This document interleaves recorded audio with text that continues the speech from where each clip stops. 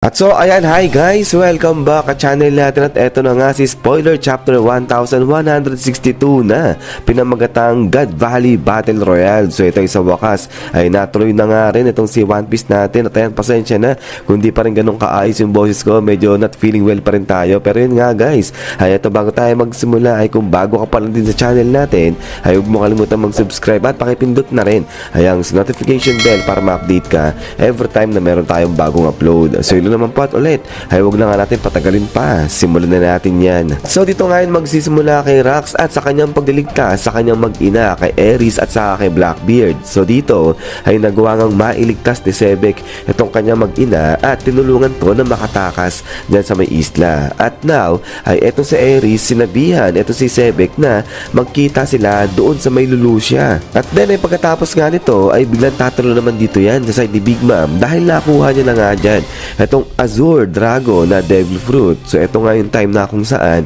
ay inatake niya itong si Ivan at persahan niyang kinuha rito itong Devil Fruit na Azure Dragon. At then ay going back ay sa pagkakakuha nga ni Big Mom ngayon dito sa Devil Fruit na nga na to ay balak nang ibigay sana to sa kanyang anak na kay Katakuri. But then ay suddenly ay eto nga si Kaido biglang lumabas at inambush na ngayon dyan itong si Big Mom. At sa pagkakaambush niya dyan kay Big Mom, inagaw niya itong Azure na Devil Fruit na Dragon at bigla na kinain to dali-dali. So mamaya ay babalikan natin itong insidente na to, magbibigay lang tayo ng konting feedback dyan. At then ay pagkatapos nga rito sa pag-ambush ni Kaido kay Big Mom ay biglang tatalon naman dito yan sa side ni Sebek dahil eto si Sebek ay pinakita naman na tinalo niya na nga dyan etong si Garling. So ang bilis, so parang panis ibig sabihin etong si Garling Figalan dyan kay Sebek di siya umubra. At then ay pagkatapos nga nito ay dito naman sa kabilang banda eto si Imo Sama ay pinoses niya naman dyan eto si Saturn na naka-spider form naman siya dyan o sa kanyang demon form na. At so ayan ay pagkatapos nga ngayon iposes ni Imo Sama eto si Saturn habang naka-demon form siya o naka-spider form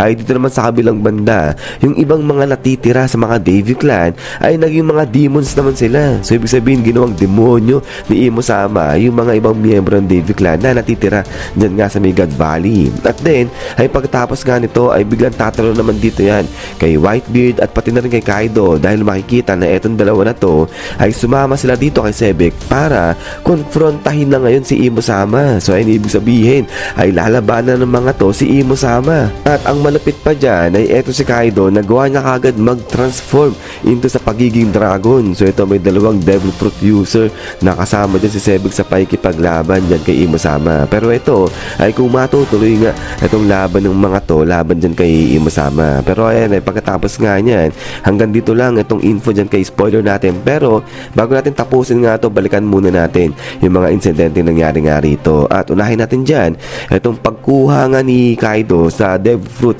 dyan kay Big Mom. So dito malinaw, sinabi nga yung leaker natin, inambush ni Kaido ito si Big Mom at kinuha niya yung Azure Dragon na Devil Fruit. So ito gusto kong balikan dahil kung matatandaan ninyo sa panel lang nga na to, so ito yung sa may Wano arc pa na kung saan nagkampihan ulit yan, nagsama ito si Kaido sa si Big Mom para labanan na yung sila Luffy.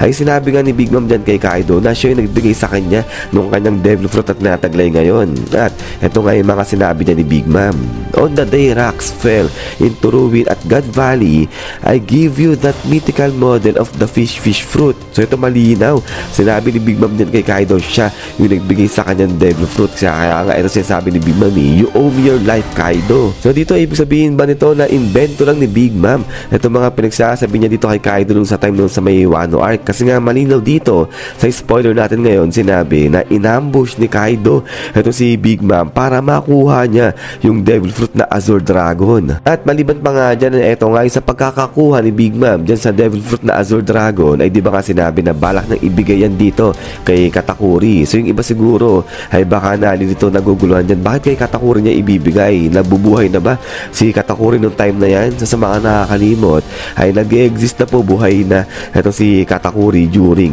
nung sa time na nga na yan. At ito nga, batang-bata pa dyan ito si Katakuri kung makikita nyo. So ito yung sa time na nag-uusap si Gloriosa sa nga Ito si Big Mom. So yun, medyo parang nakakatakot pa yung itsura ni Katakuri nung bata pa siya. Pero ayan, buhay na po dyan ito si Katakuri. Kaya balak ni Big Mom na sa kanya ibigay itong devil fruit sana. At so now, ay balikan naman natin itong konfrontasyon ni Sebek dito kay Imo-sama. So ito talaga yung malapit yung isa sa matinding makikita natin sa chapter na nga na to. Dahil sino bang mag-aakala na itong si Imo-sama pala kasangkot dyan sa may God Valley. Pero ang tanong ko nga rito ay itong si Imo-sama kaya kasama talaga o physically nandiyan siya sa may God Valley kasi mamaya baka wala siya dyan. So parang katulad dun sa lagay na kay Gunko, di ba wala naman si Imo-sama dun sa may Elbaf pero pinoses niya si Gunko. So baka ganyan lang din dito sa may God Valley. Baka wala si Imo-sama dyan physically at ayun, pinoses niya lang dyan si Summer. Ay, si Summer tuloy. Si Saint Saturn. At so now, ay maliban pa nga dyan, kung itong si Rax pala kinakalaban,